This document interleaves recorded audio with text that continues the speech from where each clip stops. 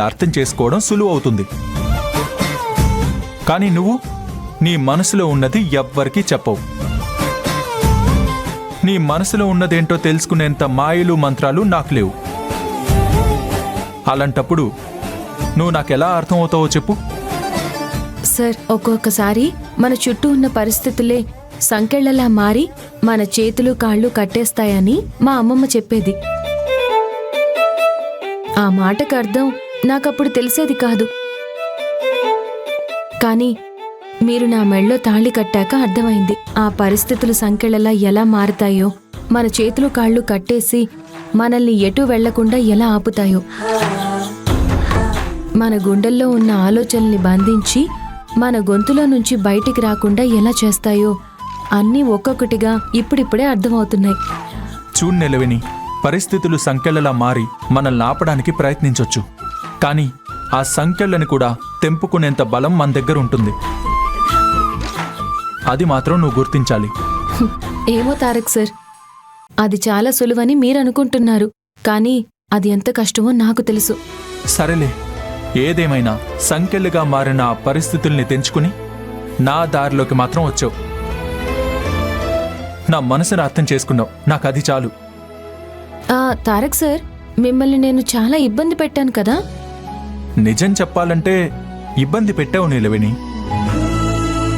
నువ్వేం చేస్తున్నావో, ఎందుకు చేస్తున్నావో తెలియని సందేహంలో పడేశావు. నిన్ను అర్థం చేసుకోవడానికి 100 యుద్ధాలు చేసినంత కష్టపడేలా చేశావు. స్వేచ్ఛ బతుకుందని అనుకుని మీరు కోరుకున్న జీవితం మీకివ్వాలని అనుకున్నాను సార్.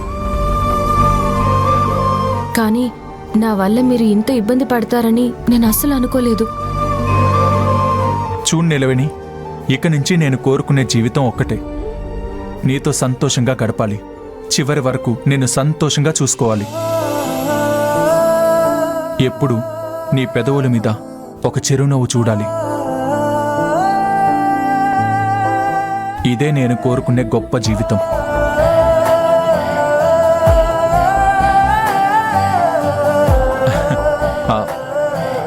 ఏది ఒకసారి నవ్వు. ఇదిగో ఇదే స్మైల్ ఎప్పుడూ నీ పెదవుల మీద ఉండాలి. అది ఎప్పటికీ చెరిగిపోకూడదు, తరిగిపోకూడదు. అర్థమైందా? అలాగే తారక్ సార్, ముందు నా వైపు కాదు, రోడ్డు వైపు చూసి నడపండి.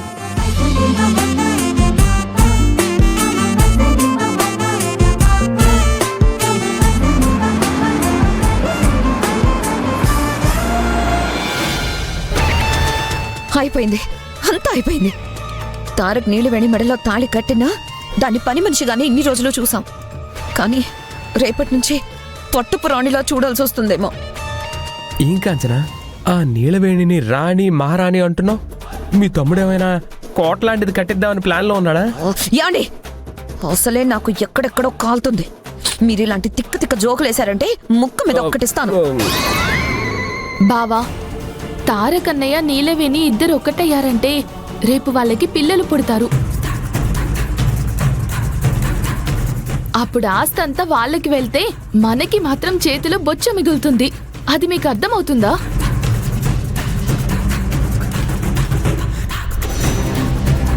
అయితే ఇప్పుడు ఏం చేద్దామంటావు?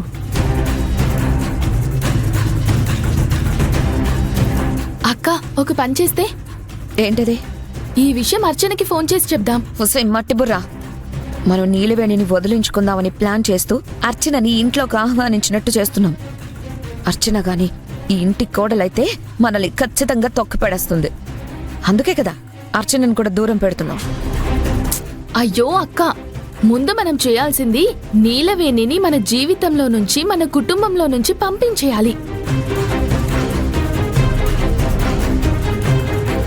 దానికోసం అర్చనని వాడుకుంటున్నాం. రేపు అర్చన ఈ ఇంటి కోడలయ్యే పరిస్థితి వస్తే అప్పుడు అర్చనకు కూడా స్పాట్ పెడదాం.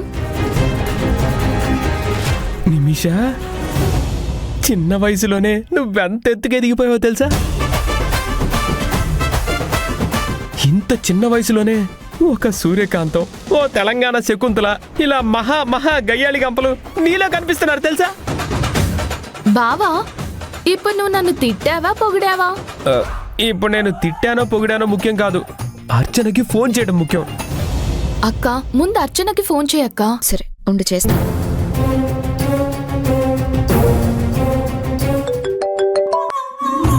హలో అర్చన, నీకిక్కడ చాలా అన్యాయం జరిగిపోతుంది అర్చన.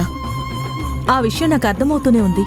మీరందరూ ఉండి కూడా నాకు ఎలాంటి ఉపయోగం లేకుండా పోయింది. అర్చన, నీకు సహాయం చెయ్యాలనే మేము అనుకుంటున్నాం, కానీ ఆ నీలవేణి అమాయకురాలుగా ఉండేది. అంత తెలివైన దానిలాగా ప్రవర్తిస్తుందని మాకేం తెలుసు? సరే సరే, దాని గురించి వదిలేయండి. ఇప్పుడేమైంది? మా తమ్ముడు తారక్ ఆ నీలవేణి హనీమూన్కి పోయారు. ఏం మాట్లాడుతున్నారు? అవునర్చన, ఇక్కడైతే వాళ్ళ శోభనానికి ఎవరో ఒకరు అడ్డుపడుతున్నారని మా నాన్న వాళ్ళిద్దరినీ ఏదో రిసార్ట్కి పంపించారు. అది ఎక్కడో ఏంటో మాకు కూడా తెలియట్లేదు. నీకు చెప్తే నువ్వైనా జాగ్రత్త పడతావని, నువ్వైనా వాళ్ళ దారికి ఒక అడ్డుగీత గీస్తావని నీకు ఇన్ఫర్మేషన్ ఇస్తున్నాం. ఈ మాత్రం ఇన్ఫర్మేషన్తో నేనేం చేయగలను? నీకున్న తెలివితోనో బలంతోనో కొంచెం ప్రయత్నించి చూడు అర్చన. సరే అర్చన, ఉంటాను.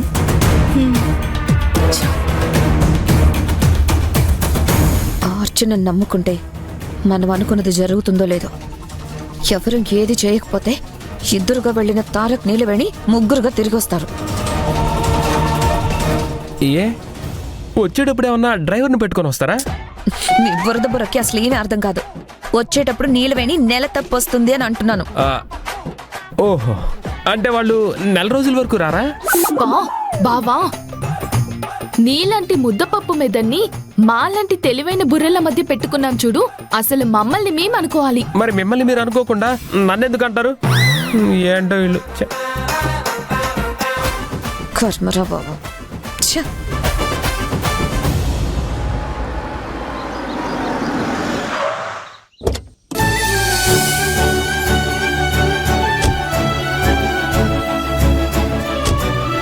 నమస్తే సార్. నమస్కారం. నీలవేణి, పద.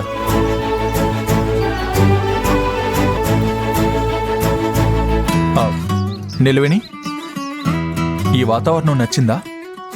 బాగుంది, కానీ నచ్చిందో లేదో ఇంకా తెలీదు. అదేంటి, బాగుండడం నచ్చడం ఒకటే కదా? రెండు ఒకటే ఎలా అవుతాయి? రెండూ ఎలా ఒకటి కావు? బాగుంటే నచ్చినట్టే కదా? ఉహుం, అలా ఏం ఉండదు. కళ్ళకి చూడ్డానికి బాగుంటే అది బాగున్నట్టు, కానీ మనసుకు కూడా అది బాగుందనిపిస్తే అప్పుడు అది నచ్చినట్టు. ఓ,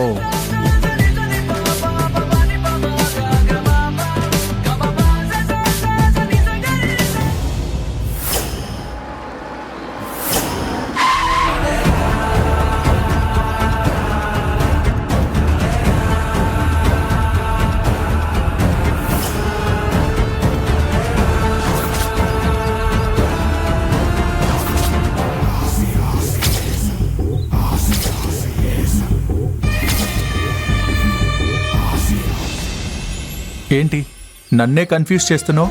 అయ్యో, మీకెలా చెప్తే అర్థమవుతుంది తారక్ సార్? ఉదాహరణకి దూరం నుంచి చూస్తున్నప్పుడు ఒక చెట్టుకి పువ్వులు చాలా అందంగా ఉన్నాయి అనిపిస్తే అది బాగున్నట్టు. ఆ చెట్టు దగ్గరికి వెళ్ళి ఆ పూల వాసన కూడా ఆస్వాదించగలిగేమే అనుకోండి, అది నచ్చినట్టు. అలా కాకుండా ఆ పువ్వుల వాసన అస్సలు బాగోలేకపోతే అది మన మనసుకు నచ్చదు.